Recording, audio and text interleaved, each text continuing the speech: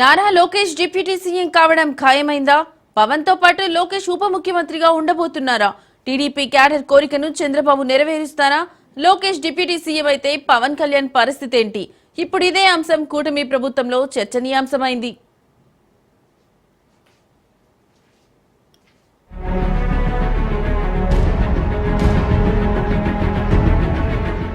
రాజకీయమంటేనే అనూహ్యం.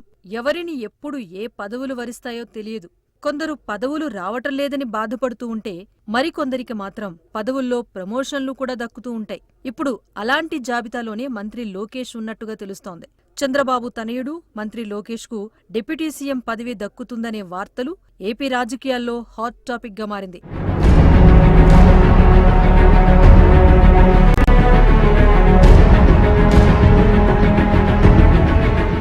AP assembly ఎన్నికల్లో YCP చిత్తు కావటంతో కూటమి రాజకీయం రంజుగా సాగుతోంది. ఎన్నికల్లో కూటమికి ఊపిరి ఊదిన పవన్ కళ్యాణ్ డిప్యూటీ సీఎంగా చంద్రబాబు క్యాబినెట్లో కొలువుదీరారు.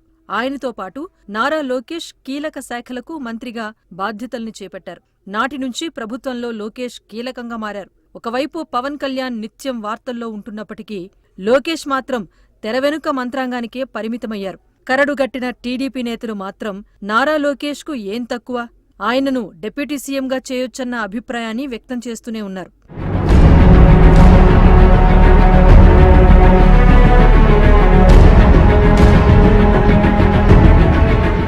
నారా లోకేష్ను డిప్యూటీ సీఎంగా ప్రమోట్ చేయాలి అంటూ తెలుగుదేశం పార్టీ నేతలు డిమాండ్ చేస్తున్నారు. తాజాగా టీడీపీ పొలిట్ బ్యూరో సభ్యుడు, కడప జిల్లా టీడీపీ అధ్యక్షుడు శ్రీనివాసరెడ్డి ఇదే డిమాండ్ను తెరపైకి తీసుకొచ్చారు. కడపలో నిర్వహించిన ఎన్టీఆర్ వర్ధంతి కార్యక్రమంలో ఈ విషయాన్ని ప్రస్తావించారు. రాష్ట్ర అభివృద్ధి కోసం నారా లోకేష్ చేస్తున్న కృషిని గుర్తించాలని, డిప్యూటీ సీఎంగా ప్రమోట్ చేయాలని చంద్రబాబుకు సూచించారు. శ్రీనివాసరెడ్డి వ్యాఖ్యలు విని చంద్రబాబు కూడా మిన్నకుండిపోయారు. గత కొంతకాలంగా లోకేష్ డిప్యూటీ సీఎం కావాలి అంటూ టీడీపీలో ఒక వర్గం నేతలు ప్రచారం చేస్తున్నారు. లోకేష్ను డిప్యూటీ సీఎం చేయాలని బ్యానర్లు వెలుస్తున్నాయి. ఈ నేపథ్యంలో ప్రస్తుతం శ్రీనివాసరెడ్డి చేసిన వ్యాఖ్యలు కూటమి ప్రభుత్వంలో చర్చనీయాంశమయ్యాయి.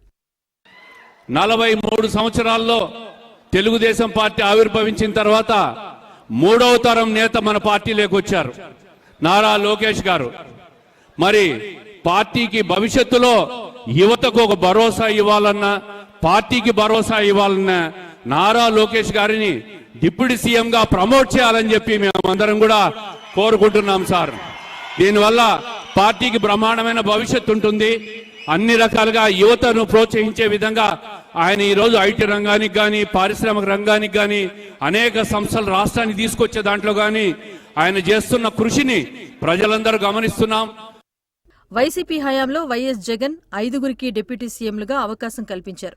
అయితే కూటమి ప్రభుత్వంలో మాత్రం పవన్ కళ్యాణ్ ఒక్కరే డిప్యూటీ సీఎంగా ఉన్నారు. ఇప్పుడు టీడీపీ నేతల నుంచి నారా లోకేష్ను డిప్యూటీ సీఎం చేయాలి అనే ప్రతిపాదన రావటంతో చంద్రబాబు ఏం చేస్తారు అనేది ఆసక్తికరంగా మారింది. నారా లోకేష్ డిప్యూటీ సీఎం అయితే పవన్ కళ్యాణ్ పరిస్థితి ఏంటి? ఇద్దరూ డిప్యూటీ సీఎంలుగా ఉంటారా అనే చర్చ జరుగుతోంది.